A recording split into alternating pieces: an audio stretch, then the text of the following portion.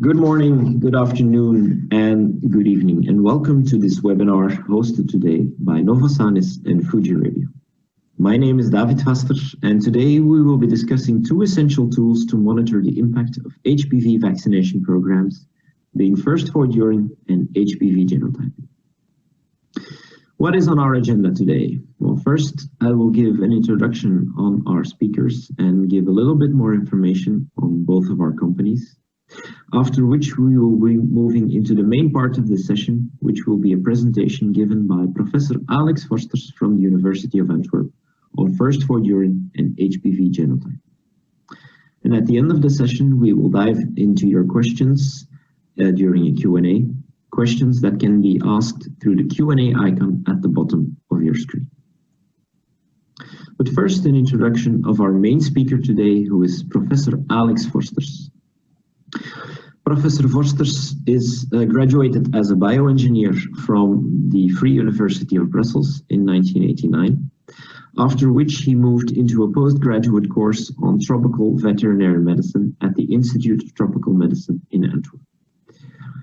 Since 2001, he has been working as a senior project coordinator at the University of Antwerp in the Center for the Evaluation of Vaccination, and he has been involved in various vaccine-preventable disease projects. Since 2015, he has also been coordinating the activities of the HPV Prevention and Control Board. And in 2016, Professor Vorsters obtained his PhD in medical sciences for his work on the detection of HPV DNA in urine and monitoring the impact of HPV vaccination programs.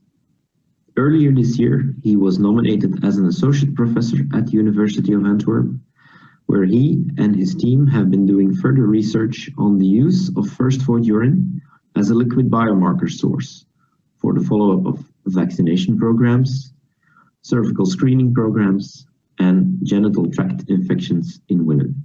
And as said, Professor Vorsters will be giving our main presentation today. We also welcome Rebecca Millikamps with us here today. Rebecca graduated as an industrial engineer in biochemistry and biotechnology at the University of Applied Sciences in Ghent in 1996. She started her career in 1998 as a product specialist and post-market surveillance coordinator at INNO-Genetics, which was acquired by Fuji Radio in 2010. In 2017, she then became a marketing manager at Fuji Radio, and in this role, she's supporting Fuji Radio's automated CLIA products, the InnoStrip-based immunoassays, and molecular diagnostics altogether with a strong expertise in infectious diseases. And then some more information about myself. I graduated as an industrial engineer in biotechnology in 2002, and as a bioengineer in food technology in 2004 from the Catholic University of Leuven. After having worked in various manufacturing support roles in the pharmaceutical industry and as a customer service manager at Biocartis, I joined Novosanis earlier this year as their senior product manager. And in this role, I am supporting the further commercialization and expansion of the Colli-Pee product family. And then some more information about our companies. Novosanis was founded in 2013 as a spin-off of the University of Antwerp and Vaccine-induced. It is a Belgian-based medical device company that was acquired by AuraSure Technologies in 2019. And since its founding, the Novosanis team have been continuously working on the development and commercialization of the Colli-Pee product family, which is truly the heart of the company. Colli-Pee is a sampling device that allows for standardized and volumetric collection of first Void Urine in a volume range of 4 to 45 milliliters. And within this volume range, Colli-Pee can be used for different application purposes. It can be used for the detection of various cancer biomarkers, but also for the detection of infectious diseases, including sexually transmitted infections like HPV. And today's talk will obviously focus on HPV detection and genotyping. And then FujiRadio. FujiRadio is a global leader in the field of high-quality IVD testing. It was founded in 1950 in Tokyo, in Japan, and acquired INNO-Genetics in 2010. FujiRadio is globally present with offices in the US, in Latin America, Europe, and Asia, as well as in an extended international distribution network. The company has more than 50 years of experience in designing, developing, manufacturing, and commercializing robust IVD products. And it also has a strong and long-lasting tradition of collaborating with clinical experts worldwide on the development of routine, but also truly novel biomarkers in several disease fields. FujiRadio's IVD product lines span the range from specialized testing, both manual and automated, to fully automated routine clinical laboratory testing solutions covering three pillars. First, there is the INNO-line portfolio with the INNO-LiPA and INNO-LiPA products, covering genetic testing, infectious diseases, including HPV, and also neurodegeneration. And then secondly, we have the Lumipulse portfolio, offering fully automated, specialized, and routine clinical laboratory testing in oncology, neuro, liver, lung, but also, among others, cardiac disease fields.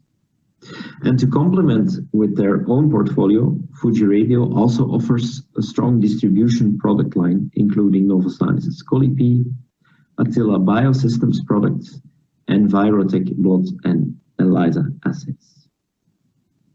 And with that, I would like to give the word to Professor Vorsters for his main presentation on first void urine and HPV genotyping.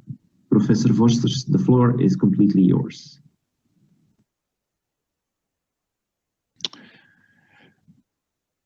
Thank you very much, David, for that nice introduction.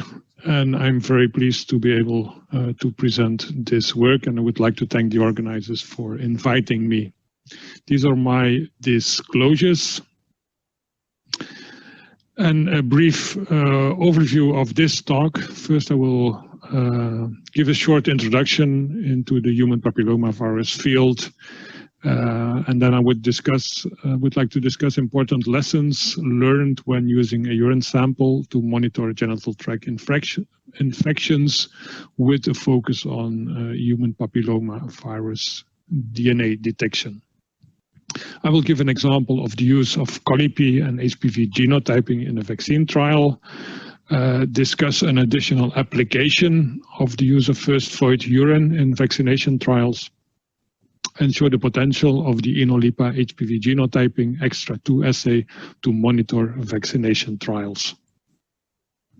So some facts you should know about the human papillomavirus.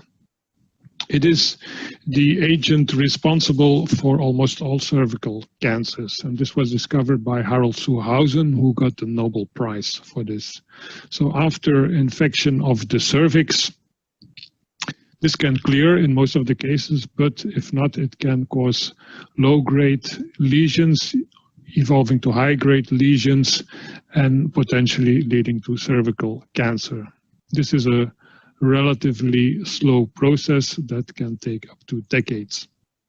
Other cancers have been described that are induced by HPV. It's a relatively small DNA virus, and the L1 protein, as you see here on the surface, is the protein that is used to construct the vaccines. You should know that it's a quite large family. There are more than 200 genotypes, of which 12 are oncogenic, so related with cancer, and the most important ones are HPV 16 and 18, as they are responsible for more than 70% of the cancers. Examples of low-risk types are HPV 6 and 11, and these are responsible for the anogenital warts that are observed. So it's a very important disease. Cervical cancer is the 4th most common cancer in women, In 2018, 570 cases were reported, and more than 300,000 deaths were also reported in the same year. You can notice on this map that most of the mortality happens in low and middle income countries. Of note is that the day before yesterday, the WHO called for cervical cancer-free future. And there is now a global commitment to eliminate this cancer. Therefore, the target for 2030 is to have 90% of all girls vaccinated with the HPV vaccine by the age of 15, to ensure that 70% of women are screened by a high-performance test by the age of 35, and again at the age of 45. And of those women showing a cervical disease, at least 90% should receive treatment or cancer care. This graph shows you the link between screening, vaccination, and the detection of HPV DNA. So let's take the example where we have the worst case scenario, so the progression to a malignant cancer. So we start with a naive and unprotected person who comes into contact with the virus, as most of us do. But in this case, a persistent infection takes place that evolves to an invasive cancer. So what are the options to avoid the invasive cancer? First of all, the secondary prevention. So this is by detecting abnormal cells or HPV DNA. This is done in women by using a pap smear, or it used to be a pap smear. Now you have the self-sampling, and hopefully in the future also urine samples. So if we find any abnormalities, we can then do a thermal ablation or an excision of the lesion, and thereby avoiding an invasive cancer. But of course, there's also the primary prevention by vaccination, and this will avoid that an infection occurs. HPV DNA is of interest because it shows that we are able to avoid the infection by vaccination. So it's a tool to monitor the vaccination impact. And also for the screening, we can use HPV DNA to detect or to confirm absence of infection and also absence of precancer cells. So indicating that the women are safe. If we find HPV DNA, this is an indication that there's need for further follow-up. 3 approved vaccines are currently available. We have the bivalent vaccine covering most of the cervical cancers and other cancers. We have the quadrivalent vaccine where low-risk type 6 and 11 are added, avoiding the genital warts. And then we have the 9-valent vaccine where the number of oncogenic types are extended. Of note is that if we vaccinate with HPV 16 and 18, cross-protection towards other genotypes has been demonstrated, although it's not 100% cross-protection. This slide shows you a little bit the characteristics of the HPV infection and HPV vaccine, which I think are interesting to be aware of. First of all, the HPV virus is kind of a hidden infection, so it really remains in the epithelial and there is limited interaction with the immune response. So it kind of hides from the immune response. Now, if we vaccinate people, we do the opposite. We do a parental injection, and also the vaccine itself, due to its viral-like structure, induces a very strong and potent immune response. A third characteristic is the fact that these antibodies that are vaccine-induced have a unique and decisive role in the protection against HPV infection. This has been confirmed in animal models, and this animation shows you also the mechanism.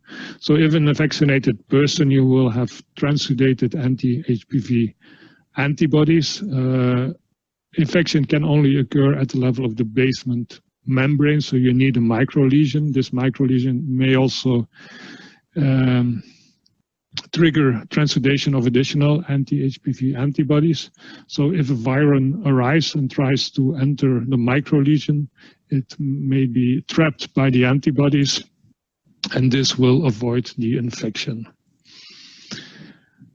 Let's now go to the HPV vaccination trials. And if we talk about vaccination, it's important that these terms are explained. So first of all, we have vaccine efficacy. This is really the ideal world where we will look at the reduction of disease in a vaccinated group compared to an unvaccinated group in a controlled randomized clinical trial. If we go to effectiveness, this is the proportion of infection or disease prevented among vaccinated individuals, but this is really measuring it through observational studies. So looking at similar populations, an vaccinated and an unvaccinated one. And then if we go to vaccine impact, this is over time, where we compare the prevalence of a disease pre-vaccine compared to the vaccinated population, or the population where we offer a vaccination program. Which endpoints can we use to measure this effectiveness? First of all, HPV prevalence, or look at genital warts. So this can be done quite early after vaccination. Then if we want to look at persistent infection, we have to follow up at least 6 months. Also looking at high-grade lesions, we need a few years to identify those. And then, of course, HPV-related cancers, this will take at least a decade to identify those. Now, what's the role of urine? First of all, I think urine as a sample, regardless of its use, has a lot of advantages. Being non-invasive, can be done at home. You can do it very frequently. There's no impact on tissue that is being touched. Whereas if we take, for instance, a cervical sample, we are removing cervical cells that may lead to certain processes of wound healing. So this is obviously not the case when you take a urine sample. It can be cost effective, especially if we compare it to somebody who needs to go to a doctor or a hospital and where the sample is taken by a healthcare provider. If we ask women, it's often a preferred sample, and it can be used also in younger girls that are not yet sexually active. Now, can we use the urine to detect HPV DNA? When I started my research, I first did a review of the literature, and I think about 40 to 50 publications were identified. But if you would combine the results, you show that there was you will find that there's very high diversity in applied methods, but also in outcome. So there was clearly a need for improvement and standardization at all levels: level of sampling methods, storage conditions, sampling preparation, and also the way the DNA was detected. So the first thing we did was to optimize the HPV DNA detection in urine, looking at improved collection, storage, and extraction. And to optimize HPV DNA detection, we started with in-house spiking experiments. So we used a number of DNA stabilization buffers, especially those avoiding nuclease degradation, and also different extraction methods. And we immediately saw that these had a major impact on the recovery of HPV DNA. A drawback of these pilot experiments was the fact that we were using kind of artificial spiked urine, or we used cancer cell lines that contained HPV DNA but are kind of healthy cells, or we used plasma derived HPV DNA, which is free DNA, so we don't have the real sample, for instance, infectious viral particles that were used. We were very fortunate that at the same time we were doing these experiments, we started at our department with a phase 1 therapeutic HPV trial, and this immediately gave us access to women with a known HPV 16 or 18 cervical infection. And in addition, in the protocol, they were already requested to provide a urine sample to check if they were not pregnant prior to receiving research vaccine. So we analyzed, or we used the donations of 25 different women. We asked them to use a standard urine cup, provide approximately 50 ml of urine and the first fraction. This was then transferred to different tubes, one with a preservative and one without a preservative, and then further processed for the different extraction methods. We kept it for 72 hours at room temperature and then froze it until further processing. Here you see the different extraction methods. So we used directly the QIAGEN extraction kit. We first did an ultrafiltration, where we would concentrate all molecules bigger than 50 kilodaltons and then do a QIAGEN extraction. We did a centrifugation 1 hour at 20,000 G, and then we extracted the supernatant with the QIAGEN and also the pellet with QIAGEN. And then also we used the EasyMac Automate to do a 1 ml extraction. And then, of course, in both arms, we did the similar extractions, so in a preserved and unpreserved urine sample. We tested for HPV 16 and 18 DNA, as these women were infected or had a cervical infection of these types, and also looked at the amount of human DNA. These are the results. So first, if we look to the HPV DNA in the arm without preservative, we see that pellet plus QIAGEN provided the highest number of positive samples. If we look to the preserved urine, there we see an important improvement in the detection of HPV DNA, and the Amicon filtration plus QIAGEN turned out to be the best. Important to notice also in the supernatant, we had an important improvement of the number of samples that became positive from 7 to 16. For human DNA, we see similar results. So initially, pellet plus QIAGEN, the best. But then if we look to the arm with preservative, we see that all samples become positive for human DNA, even the supernatant. So definitely showing major impact on extraction method, but also major impact of the preservative on these urine samples.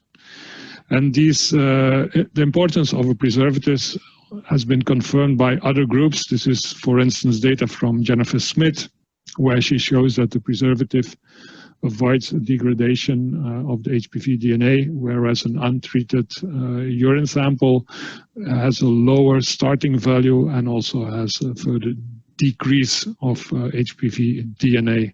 So the preservative, I think it's important to mention. It's important during collection, during the transport, but also during the sample processing. Equally important, if you want to use urine to detect HPV DNA, is to understand the rationale. Why could we use urine to detect a cervical HPV infection? And therefore, if we look to the genital tract, it's all covered by epithelial tissue. These tissue, so epithelial tissue is different layers, where at the basement membrane layers are renewed, and the more external layers are degraded cells that come loose and mix in the lumen, mix with the genital mucus and secretion. So, and it is a biological natural process that all this debris finds its way towards a small labia. So it's a kind of mechanical cleaning mechanism of this cavity. So once it accumulates between the small labia, you see here the opening of the urethra. So when a woman goes to the toilet, this debris is flushed away when a woman starts urinating. So it's a kind of self-collected genital sample.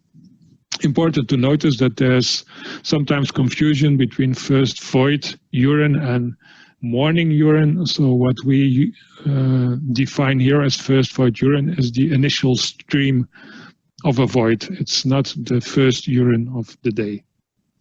So, but in our trial, we also asked women to split their void over 2 recipients. And this clearly confirmed the hypothesis that the initial fraction contains a lot more debris than the subsequent fraction. And there were 2 women having their period, and you see that in the initial void you find much more menstrual blood than in the subsequent fraction. So we looked at 10 pairs of initial and subsequent fraction. And if we look to the HPV DNA, so the first void is the initial fraction, and then midstream or the subsequent fraction, we see that there are a number in midstream that are negative, that are still positive in the first void.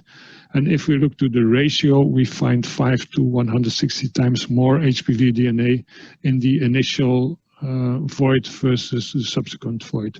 And we find similar results for human DNA, in most cases much more human DNA in the first void, kind of confirming the importance of capturing the initial void. And at the same time, this review came out by Pathak and all, also finding after a meta-analysis that first void was an important use of first void urine was an important effect if you would look for presence of cervical HPV via urine. There was one remark in the first void studies. They also included a trial where women were asked to clean their genital area very thoroughly, clearly showing that they did not understand the rationale of why first void urine was important. So we did respond to that with a letter to the editor to correct it. So it's really important to use the first void, but what we also request women is that they should not have gone to the toilet 1 or 2 hours prior to this sample collection. And this is something that also is asked for women who are providing a urine sample for other genital tract infections. So having all this background information, we designed a project for a master's student product development where we requested a user-friendly urine sampling kit that allowed to capture a certain amount of the first void urine and to mix it with a preservative. An additional feature was that we should be able to send it by mail, so it should fit into a letter box.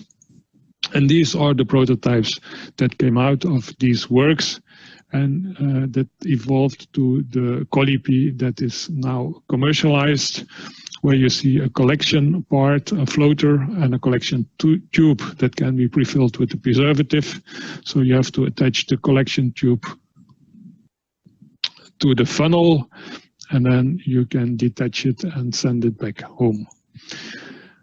Now the question was, does this really collect more HPV DNA as a standard cup? If we ask women, just provide us with a certain amount of your first void urine, is it then a Colli-Pee performing better? So therefore, we so the question was, is Colli-Pee better than a urine cup? And also in the same study, we wanted to check if the first void of the first urine of the day, because there we would expect that women would have a longer interval between the different urinations, was better than a urine sample collected later in the day. So therefore we enrolled 33 women with a self-reported HPV infection, so having gynecological results from the gynecologist saying that they had an HPV infection. And we asked them to provide us urine samples over 4 consecutive days, the first void urine of the day and then later in the afternoon. And they were asked to alternate between the 2 devices, making sure that the first day, for instance, they used the Colli-Pee, and the second day they would start with the urine cup. and so on, so that we have a nice spread of the use of the devices. Samples were sent to us by mail, and we did DNA genotyping with a quantitative assay. And then we did combined generalized linear mixed model to analyze the results. So in total, we processed 258 samples. 4 were negative for human DNA. And from the final model, we could conclude, first of all, that the chance of observing HPV DNA increased significantly with increasing human DNA. And then if we go to the log linear regression model, we also found that Colli-Pee collected higher concentrations of HPV DNA than the urine cup collected, but at a certain moment, if you have higher concentration of human DNA, the benefit of the Colli-Pee disappeared. We also found that timing was not a significant effect in this model.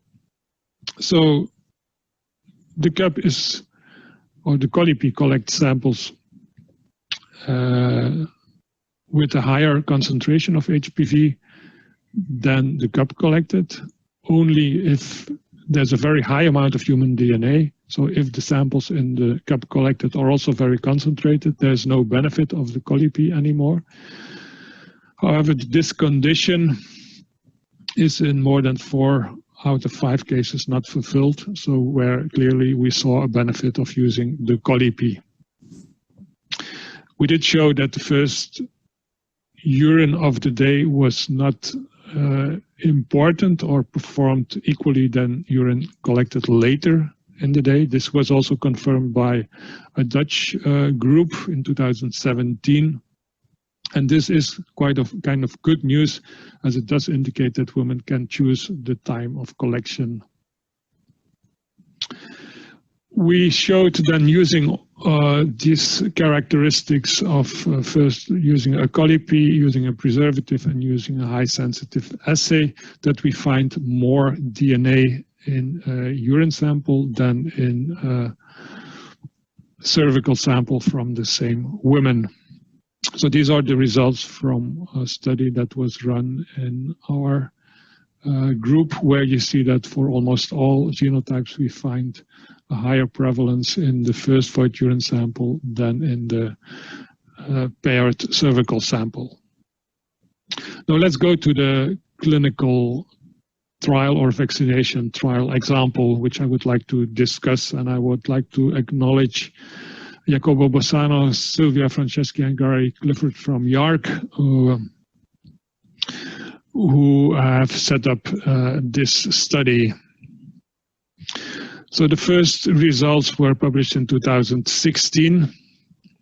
Here girls are being explained in Rwanda and this was, as you can see, the prototype device, how the device worked. They got it home to do the sampling in the morning, because at that moment we were not sure yet if urine collected later in the day would provide the same performance.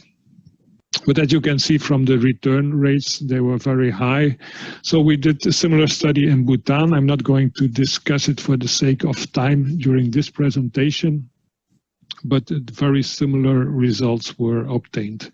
So result rates in both Bhutan and Rwanda were very high and around 90%. As you can see, it was also quite easy to run this trial, just informing the girls in school and collecting the samples the next day. So this is the situation in Rwanda. So we did 2 surveys. The first was done 2013, 2014. I will say 2013. And then a follow-up survey was done in 2017. So this map, here you see the calendar years. Here you see the age of the girls. And the dotted line is routine vaccination, and the dashed line is follow-up vaccination. So you can see here in 2013, 2014, the first survey, that some of the girls received follow-up vaccination in 2012. and still 519 were unvaccinated. In the second survey done in 2017, you can see that there are two cohorts. The girls from 17 and 18 received in 2011 and 2012 their routine vaccination, so they're vaccinated fully according to the program, and there was a group still that received follow-up vaccination. You can also see that 125 girls were not vaccinated in this cohort. So, and these are the results. It's a complex slide, but I'll help you through it. So you see here the HPV types, vaccine targeted. So these are, as quadrivalent vaccine was used, HPV 6, 11, 16, or 18. And here we see a kind of overall effectiveness. So this is really looking at the complete population from 2013 and compare it to complete population of 2017. We do know that there was a number of girls already vaccinated, but we disregard this in this analysis. So from the total 912 girls in 2013 sampled, there were 23 urine samples that contained one of these vaccine types, so 6, 11, 16, or 18. Whereas in 2017, from the total group, there were only 8 girls having one of these types in their urine sample. So this already shows an impressive vaccine effectiveness of 78%. Important, as I noticed previously, cross protection has been reported. So alpha 9 types, so similar to 16. And we do see also that in 2017 prevalence has decreased, and a vaccine effectiveness of almost 60% can be attributed. What's also important is to see that the non-vaccine types, that prevalence remains more or less stable. So we see here in the total effectiveness, and this is comparing the prevalence in the unvaccinated group of 2013 towards the vaccinated group in 2017. And there we see a really impressive effectiveness, where there was still 21 urine samples positive in the unvaccinated group. There are only 3 urine samples positive of almost 1,000 vaccinated girls, also taking into account that a number of these were vaccinated in a follow-up program and not in the routine program. Again, we have the cross protection that is showing, and no impact on the other types, also indicating that there's no time replacement. So in summary, we can say that we were able to show a remarkable effectiveness in a low-income country. It is clear that this monitoring needs to be sustained to show the impact of this schedule. And these findings will also be instrumental to support a long-term stakeholder commitment to HPV vaccination, to inform future budget allocation exercise, and to adapt local cervical cancer screening programs to vaccinated populations. It is clear that these repeat urine-based surveys were well accepted and were very adaptable to a different range of settings and populations. In addition, I want to add that the full genotyping that was applied here, first of all, allowed us to look at the vaccine effectiveness, of course, but also to demonstrate the cross protection and to show the absence of the type replacement. The PIs of this study also published a design for a single dose, where they also recommended the use of a urine sample, especially in this group of younger women that might be reluctant to admit sexual activity or to accept a vaginal examination. And in addition, I'm not going to extend on this during this presentation, but we do find a very good concordance between cervical cells and urine samples. The additional rationale I wanted to mention is the fact, so we understand now that it's not about the urine, but it's the urine that washes away the genital secretions. Genital secretions have been used in the past to show a vaccine-derived immune response. So therefore, we also looked if we were able to find anti-HPV vaccine antibodies in our first void urine samples. And we did, and this has been published now in 2 papers, where we used in total 2 different assays to detect the anti-HPV antibodies, and we find a very nice correlation also between the antibody level found in the serum versus the antibody level found in the first void urine. And we do see very significant differences in vaccinated versus non-vaccinated cohorts, as we would expect. So finally, a few words on the INNO-LiPA HPV genotyping extra 2 assay.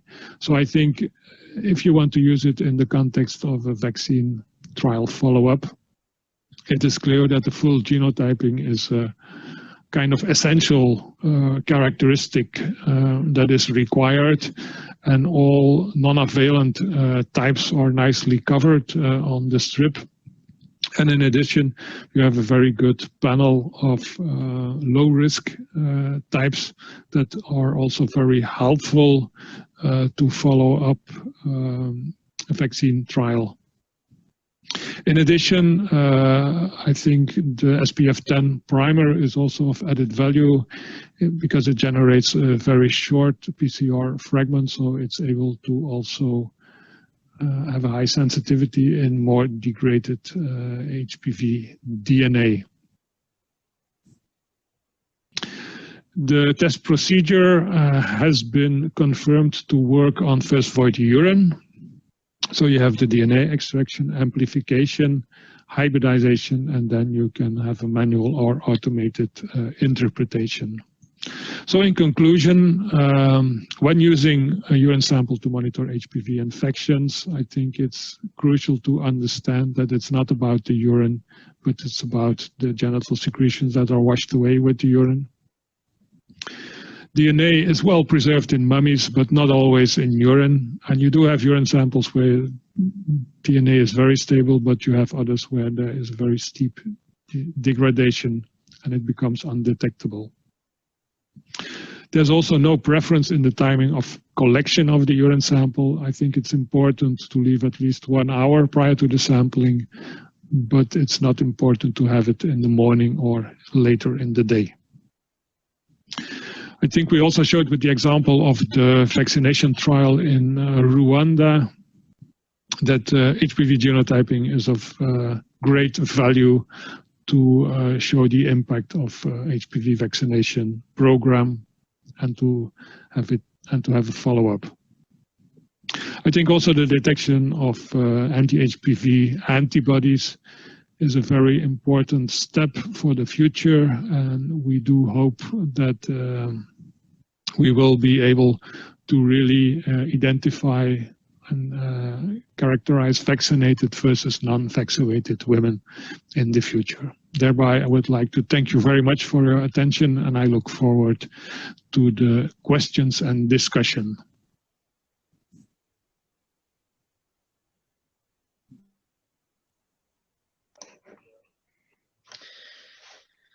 Thank you, Professor Vorsters. Thank you, Alex, for this wonderful presentation. So let's maybe immediately dive into the questions and answers. So firstly, we have received some questions up front, so let's take that one. Your presentation clearly showed the value of full genotyping of HPV, both for the high risk and the low risk genotypes. So maybe as a question to the both of you, Alex and Rebecca, can or will this full genotyping have an added value on the public health system and on the existing guidelines?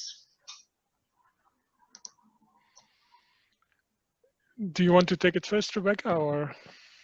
No, Alex, go ahead.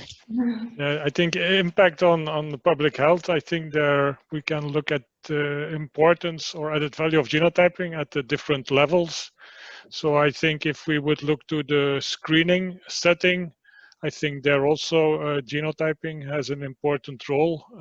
It has already been shown for certain types that it will change the way that referral or approach should be done. For instance, if you have an HPV-16 infection, certain guidelines direct you towards immediate colposcopy.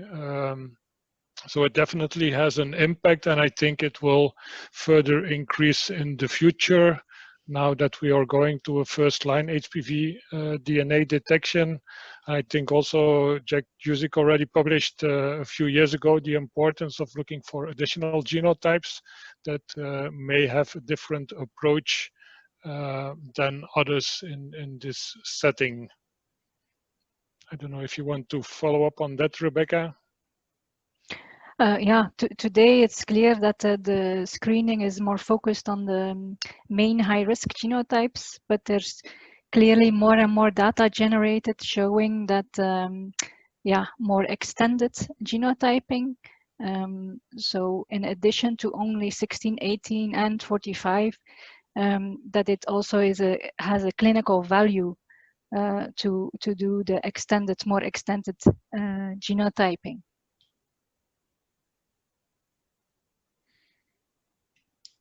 Yeah, and I think also in addition that in the screening it's relatively new, because it's between brackets, but we started with a cytology screening where we would look at abnormal precancer cells, and those were of interest. And when I started more than 10 years ago in this field, a lot of people were saying, I'm not interested in an HPV infection.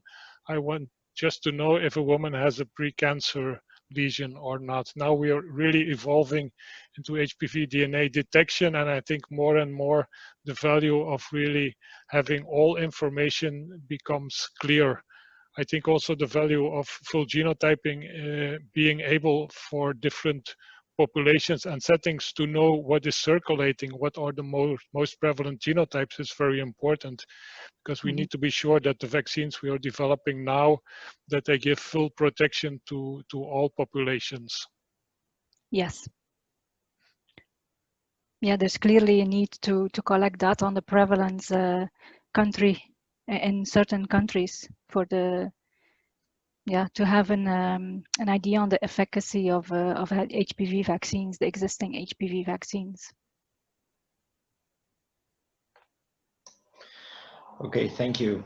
A second question that we've received. Can we also use HPV detection in urine for screening purposes? And what would be the strong points and what would be the bottlenecks? Okay, maybe I can take that first. So I think we could dedicate a full webinar on the use of first void urine in screening. So now here the focus was where can it help in follow-up of HPV vaccination programs. But nevertheless, just a few words. I think we made a lot of progress, as I showed, that now people understand how the sample should be taken, that it's important to preserve also the HPV DNA before detection. And in the meantime, quite a number of trials have been set up and have been run where it has been shown that indeed HPV detection in urine gives comparable results as HPV detection in cervical samples. I think a lot of studies, I think in the UK, Jack Juzik presented data on a conference already where he showed similar sensitivity in the urine samples compared to the cervical samples. I'm running together with Mark Arben in Belgium a large trial, the Valudes, where we looked at 500 women that were referred for colposcopy with about 80 Syn2 plus cases, and we do show using different assays already a similar sensitivity in the urine samples versus the cervical samples. At IPV also a study from Thailand was presented, also showing very good results. So I think it is realistic to say that in the future we will be able to use the first void urine sample in the screening setting, in the cervical cancer screening setting. Yeah, I think a challenge could be there because of the clinical cutoffs that have been defined now on cervical samples. So I think that could be One of the challenges for HPV screening to check the clinical cutoffs on the urine sample? No, I think I confirm, because what we see is that we do find a little lower concentration in the urine sample versus the cervical sample. But the results we had up to now in the Validas do show that even with cutoffs for the clinical samples, we did have good results. But it's definitely something that should further be looked at.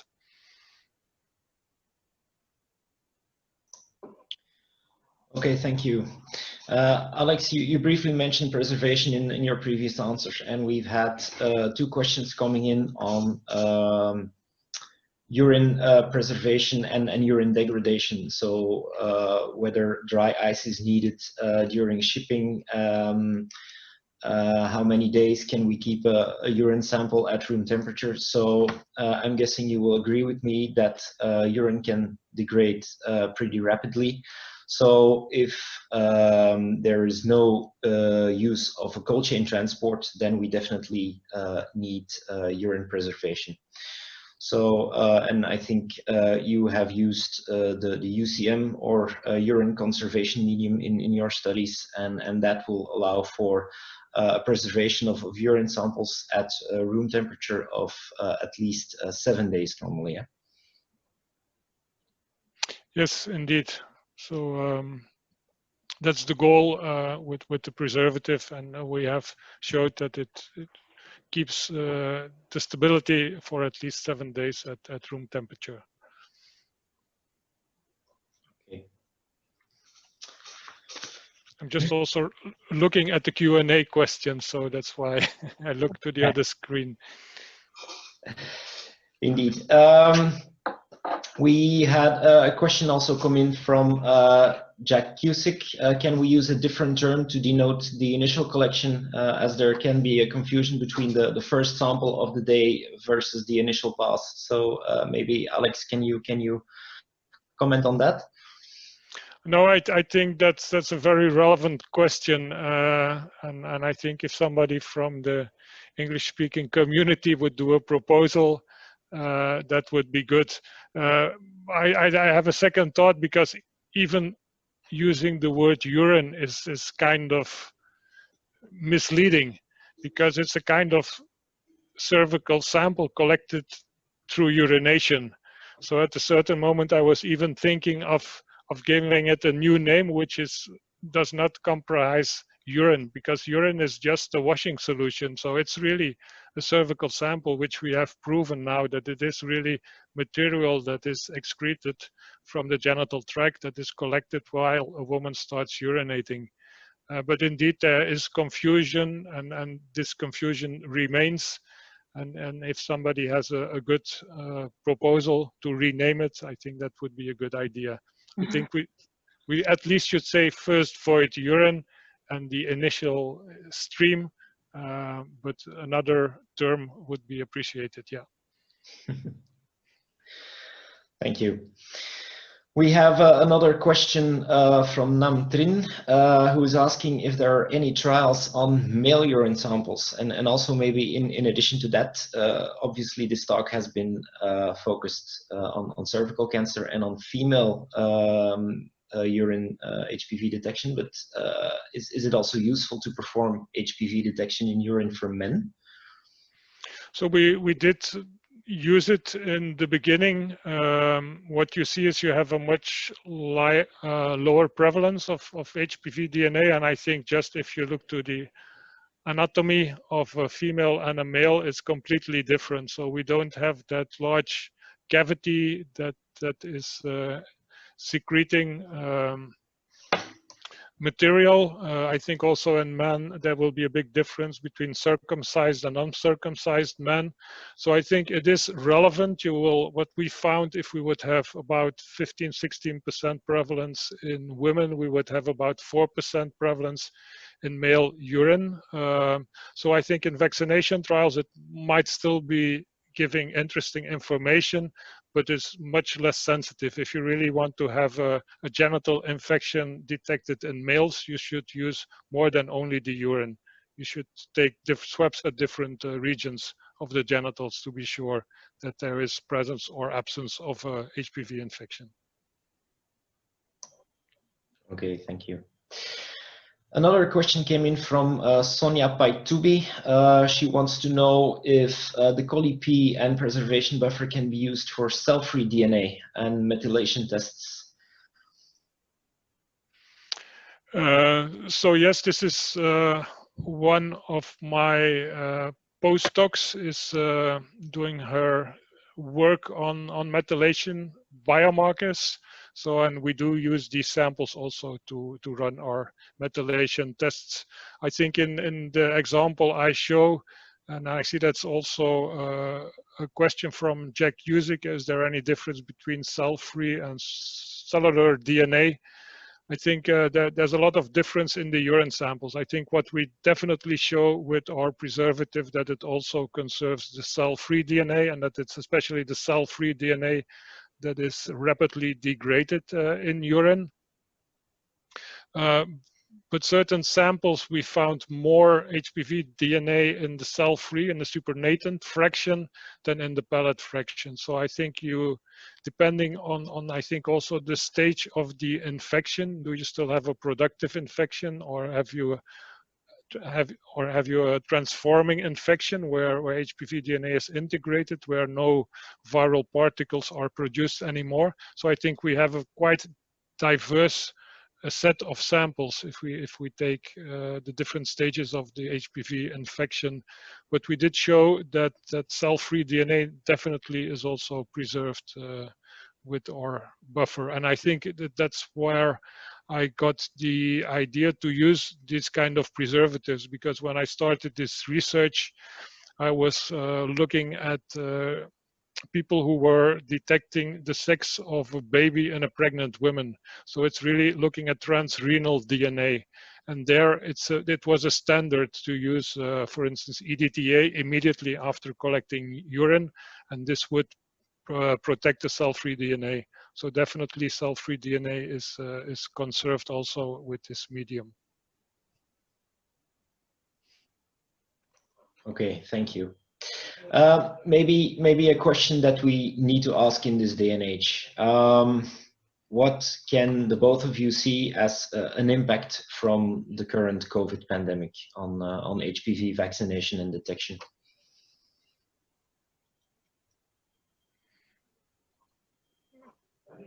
Yeah, yeah. So I think especially in the vaccination setting with our HPV Prevention and Control Board, we had a meeting last week where Amy Kramer came to present also the impact of the pandemic on the one-dose trials.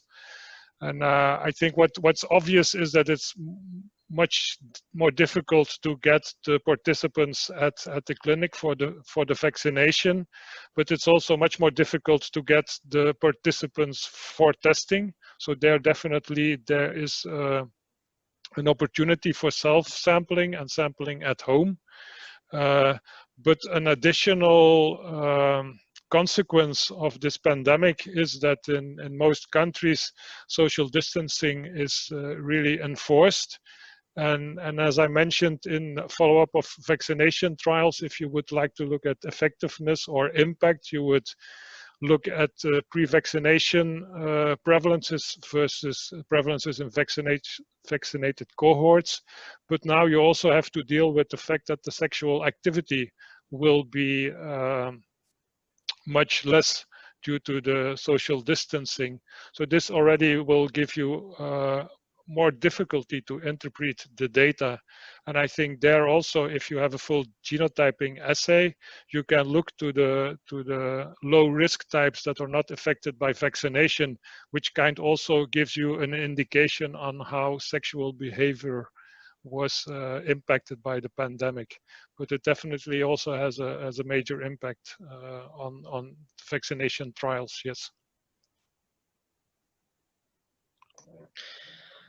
Okay, thank you. In the light of time, I think that was our last question. So first of all, I would like to thank the audience for their attention during this webinar, for their presence. I would also like to thank Professor Alex Vorsters and Rebecca Millikams for their presence and for answering any questions. So in case you would like to contact either Novosanis or Fujirebio or request a free trial kit, you can always visit the websites of Novosanis and Fujirebio as is mentioned on the screen. And it leaves me only but to thank you again and to wish you all a very good day. Thank you very much. Okay, thank you. Thank Goodbye. you. Bye-bye, everyone.